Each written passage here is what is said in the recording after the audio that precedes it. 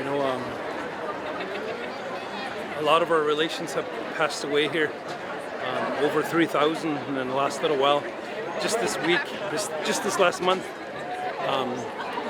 3 were murdered and 8 went missing, and so it's something that people need to wake up to. It's like it's a direct reflection of how we treat our women, is how we treat Mother Earth, and it's both not good. And you know, all the people that are marching here, the majority of them have lost somebody here.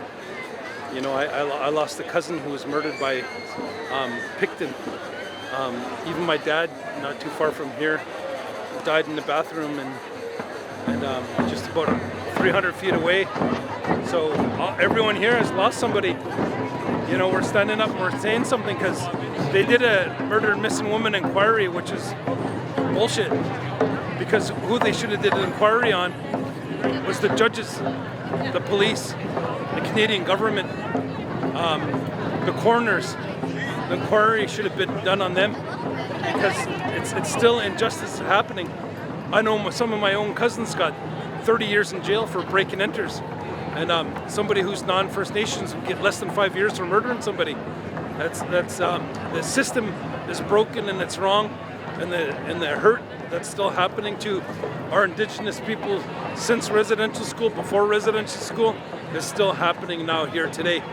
And that's evident in how many women are missing and how they're not protected.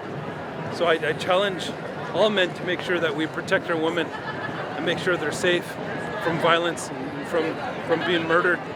And that's why we're here. That's why we're marching.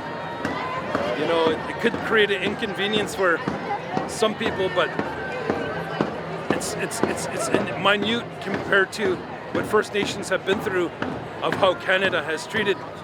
It sort of makes me reflect that when my mom was in residential school, she remembers stories of little children, 5-year-old children, being murdered by nuns and priests. She remembers that, and starved and tortured and poisoned and having their uterus taken out, a whole bunch of horrible things. And Canada stood by and let this happen. It's the same people that didn't give a shit that was happening to residential school. It's sort of the same people that don't care now. So when we march like this and people are stuck in traffic, you know, we're telling them, if you're not part of the solution, you're part of the problem. And that's why we march today. Right,